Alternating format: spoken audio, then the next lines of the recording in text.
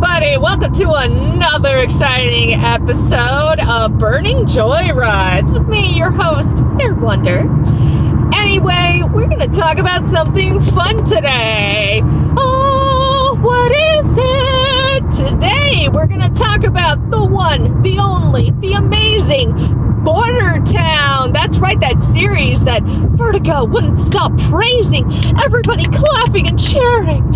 Everybody so moved and falling in love with this brilliant story. And oh, wait, what's that? What's that? Oh, it was canned? It was really canned and they're buying back all the issues and trying to scramble and get all this stuff back? Well, what do we have here? Buckle up, ladies and gentlemen. We are going to have a fun time on today's episode. Alrighty, let's go and sit on down. Let me go and tell you a little bit of history of Boardertown. Boardertown is a series made by pretty much Esquivel, Villalobos, and Tamara Bonvillain. These three were making a whole entire comic about a town by the border of Mexico and America, and pretty much talking about how all white people are pretty much racist. Like, I've read issue 1. It was pretty much I hate white people, the book. Everybody should hate white people, the book. Everybody that's white is racist, the book. I guess. Like, that seemed to be what was going on. It was very awkward. All the kids in there were just like, meh! It was not good. But even so, the Vertigo was praising it, giving it high regards, just pitching it as, oh my gosh, it's so unique and dreamy and artistic and masterpieces. And so they propped it up, they were showing it off, they were just bringing it everywhere, and this situation happened. So, let's go talk about why that happened. Probably because a few days ago,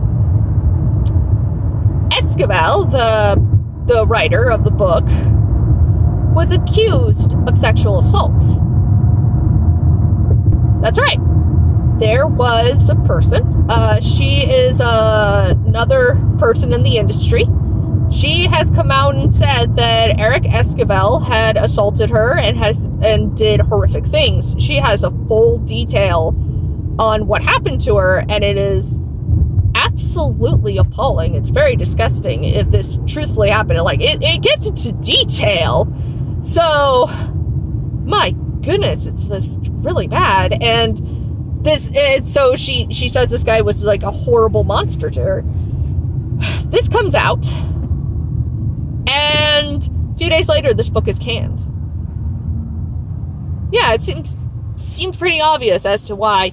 Though, I am gonna be nice here. Let's face it, there is no evidence, as of yet, that this happened. Right now, we still need sources and so forth that can confirm some of the statements that were said. But I'm not saying don't trust the victim. I'm saying that we have to. As much as I don't like Eric, trust me, I'm very biased against him because of how he's treated everybody in the past. He's not been a very nice guy. He's treated me and others like a jerk. He doesn't like us. We don't like him. But he still gets innocent until proven guilty. But I will say, from what I know and what I've been talking about with people that were friends with both Eric and the victim, I don't know where to go. Like, she sounds very believable, but I don't know. A lot of people can sound very believable at points. But anyway, that's nowhere. At least for now. We will learn as time goes on, pretty much. So, this issue caused a lot of a stir down at Vertigo, it seems. Tamara Bonvillain and the artist, Villalobos, decided yesterday announced that they were leaving the book. They were going to drop it. They're quitting. They don't approve of this. Though they had some interesting things to say during that, especially Tamara, which got me into the biggest, longest rant yesterday on Twitter. she said, like, I heard the rumors about him, and I heard of all these terrible things. And then other people are coming out and saying, yeah, I knew he was trouble. I've known about what he does. You knew. You freaking knew. You freaking state, all this is true. And you let him run around. These are the people that say, we're the messiahs. We're here to protect women. Women, come join our ranks into our wonderful employment. And they know there's creepy Jeremy the rapist over there. Like, oh my goodness. What the heck? They want to hire women when there's, like, apparently sexual assaulters running around, but they'll keep it a secret? What is this, to feed the kitty diddlers and women gropers? Is this what you do? Because, like, why do you keep them on? Well, they write really well. Wow, they write really well. Oh, I don't know. We could probably find a few people that can write really well that aren't, like, you know, molesting people. It's not that hard. I'm sorry, that really pissed me off that they were trying to gain brownie points by being like, oh, I knew all about him. Let me tell you the gossip so you can write a whole entire journalistic story about me. No, shut the hell up. You don't deserve that. That is disgusting. That's my issue with the Harvey Weinstein thing. Like, a bunch of celebrities like, oh, I had no idea he had such a dark past with him. Bull. Half of these people that are saying that were, like, his closest friends. No. You knew. You all knew. Sorry. This just gets me really angry when people say that. That has nothing to do with the subject right now. All right, so Esquivel has been, he's been accused of doing sexual assault and a lot of horrible things. And so he immediately shuts down his Twitter, or a bunch of, he shuts down a lot of his online persona accounts. I forget what you call them. Social media accounts. Wow, I can't believe I forgot that.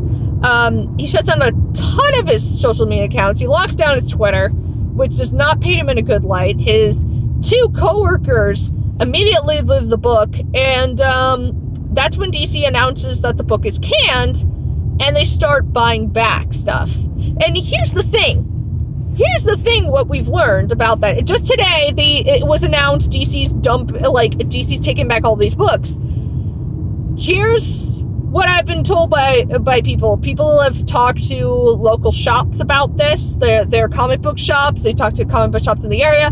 The professionals in the area have had their say during conversations with me, and this isn't a consensus. This doesn't happen. This does not happen ever. And this is kind of true. Dude, Marvel released a book, X-Men Gold, that literally had horrible anti-Semitic messages. Though they brought that back, they just edited it out and started still selling it. They still sold it. There's books out there that barely make 500 after a time, and they still sell them. It's not like getting canned out of nowhere like that, and you've been praising its sales, and suddenly, whoopsie-doodles! And that raises some red flags right there, too. It's, a lot of people say it's because Vertigo doesn't want to deal with the drama. Even though these are just accusations at the point, but it doesn't paint Eric at all in a good light, still. Like, it's almost as if, they know he did it. It's almost as if they're admitting, yeah, he did it, and we're just covering our tracks, or something like that. But also, here's another reason they may be doing it. Because, as I said earlier, they were praising this book. They were praising this book nonstop. Creators from all over DC were like, oh, I can't wait for this book to come on out, which I obviously will not read. But, they were just running around. Like, even, creators that a lot of us love and adore were just up in arms about it. Like, wow, you guys paint a beautiful story. It's going to be so brilliant. And they were all retweeting that it was selling out on shelves, which it really wasn't. They really just sold, like, what, 1 book per shop? because everybody knew it was gonna sell. And so, yeah, somebody buys that one issue, so it's like, oh my god, it's sold out everywhere, guys. So, pretty much, yeah, that's what happened, and everybody's, so, yeah.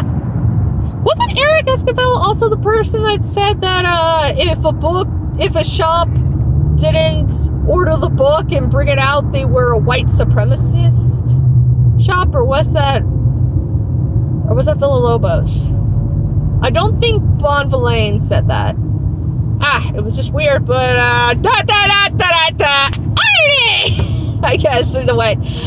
But yeah, so this book is benevolently canned. It is so surreal because this doesn't happen at all. But it's most likely due to them publicizing this. They've been bringing out the publicity on it. They've been praising it. And the internet word travels fast. And it looks like they were trying to keep it kind of silent. Like, most of the journalist areas didn't really bring this up. It was, of course, Comics Gate. Oh yeah, we did. All the time. It was, oh yeah, we brought up, we're like, what the heck happened here? Oh my gosh! Sharing it around, making videos, we're like, what the heck? But, yeah, for a while we didn't see any articles. I still don't think I've seen articles about this on the journalistic websites. Like, only, like, I think Bounding Into Comics and Bleeding Fool have, but other ones like comicbook.com, nope, nothing. CBR, nothing.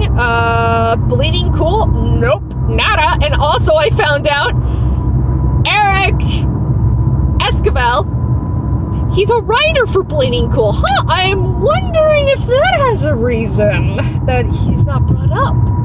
They're already having enough issues with their, what was it, Joe Glass? He did an interview with Vox Day, and they got a lot of flack for that, so he had to step down. So I'm guessing they want to keep it silent because they don't want to be in the headlights again. They don't want to be in the spotlight, I mean. With, you once again hired a problematic person. So yeah, it's been an interesting day, but everybody's been very silent, though some people have come out and have said their piece, like, pretty much that they believe her. Other people have said that they don't, like, they will not work with Esquivel ever again, kind of thing. He was nominated as the top 12, I think it was the top 12, newcomer writer, upcoming, whatever, comic creators that you have to be on the lookout for. They were the first ones to act, I feel. They announced that it's come to our attention that, he has been accused of some very, very horrible things. We are taking him off the list. If it comes to light that he is, if he's guilty, he remains off the list. If it comes to light that he's innocent, he will be put back on. And that was really good. They were trying to remain as neutral as possible, though the situation is very, very bleak. It's crazy, the accusations and stuff. Though some people have brought up that it's like everybody says it's. So can you really believe it? And it's very troubling for me because I don't know. It's just I read it. I read that thing. It was not pretty. It was not pretty. But I'm not going to talk about my feelings about this. Right now, we're talking about the book being canceled. So yeah, it's going to be canceled at issue 5. I believe they're still going to release issue 5, but any books that are still left on the shelves, they will request to take back. I believe they are going. I mean, yeah, they're pretty much going to pay the shop. They're going to pay the shop's money back for every issue they have, and they're going to just continue it. The story and script is going to be like just gone. They're going to destroy it. So, in other words, I'm guessing in a way this is kind of positive to them because they wanted to make sort of a comic, I guess, that would be remembered forever. This is going to be a collector's item for sure, I'm guessing. Not in the way you would desire it, but still, it's going to honestly turn some heads. It's going to be maybe slightly valuable. I don't think it's going to be anywhere near like the expenses of Superman #1. I'm not saying that. I'm just saying like maybe $30 or something like that down the line. Like, it'll be slightly a collector's item in the worst of ways, of course, because of the tarnishing. The book won't be finished anymore. But I can say I have read it. I read the series. It wasn't good. It was lousy. It was lazy. Obviously, Vertigo just wanted a book which they could virtue signal, and I think they also made it just to spite maybe Comicsgate a bit, because they had people that were really outspoken against us that we did not like. That could be a reason. But either way, it's just not worth the money.